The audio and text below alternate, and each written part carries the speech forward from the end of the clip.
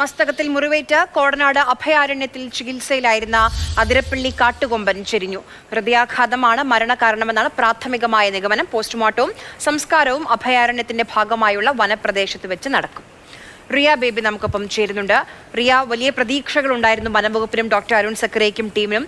പക്ഷേ ആ മുറിവ് അത് ആഴത്തിലുള്ളതായിരുന്നു. അതിലൂടെയാണ് ശ്വാസം പുറത്തേക്ക് പോകുന്നതെന്നൊക്കെ കേൾക്കുമ്പോൾ തന്നെ ആശങ്കയുണ്ടായിരുന്നു അവൻ്റെ ആരോഗ്യാവസ്ഥയിൽ. പ്രതീക്ഷ എല്ലാം വിഫലമായി.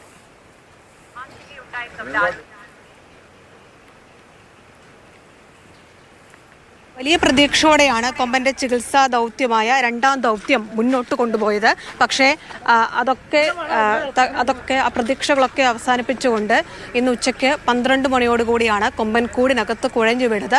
ഹൃദയാഘാതമാണ് എന്നതാണ് പ്രാഥമിക നിഗമനം. വനംവകുപ്പ് അതാണ് പറഞ്ഞത്. പോസ്റ്റ്മോർട്ടം നടപടികളാണ് ഇപ്പോൾ ആരംഭിച്ചിരിക്കുന്നത്.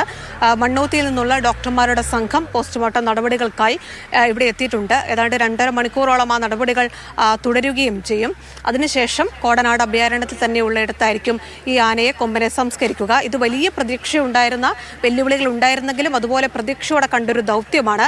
അതിൻ്റെ ആദ്യഘട്ടം വിജയിച്ചുവെന്ന് കണക്കാക്കി ചികിത്സാ ദൗത്യം മുന്നോട്ട് കൊണ്ടുപോകുന്നിടയിലാണ് ഇങ്ങനെ ഒരു സംഭവം കൂടി ഉണ്ടായതെന്നതാണ് ഏവരെയും ഞെട്ടലുണ്ടാക്കുന്നത്. നേരത്തെ തന്നെ ഇതിൻ്റെ വെല്ലുവിളികളെക്കുറിച്ചൊക്കെ ഡോക്ടർമാർ പറഞ്ഞിരുന്നെങ്കിലും ഈ സംഭവം അപ്രതീക്ഷിതമായിരുന്നു എന്ന് തന്നെയാണ് വിലയിരുത്തുന്നത്. എന്തായാലും തുടർ നടപടികൾ കോടനാട് പുരോഗമിക്കുകയാണ്. പോസ്റ്റ്മോർട്ടം നടപടികളാണ് ഇപ്പോൾ ആരംഭിച്ചിരിക്കുന്നത്. ശരി റിയ.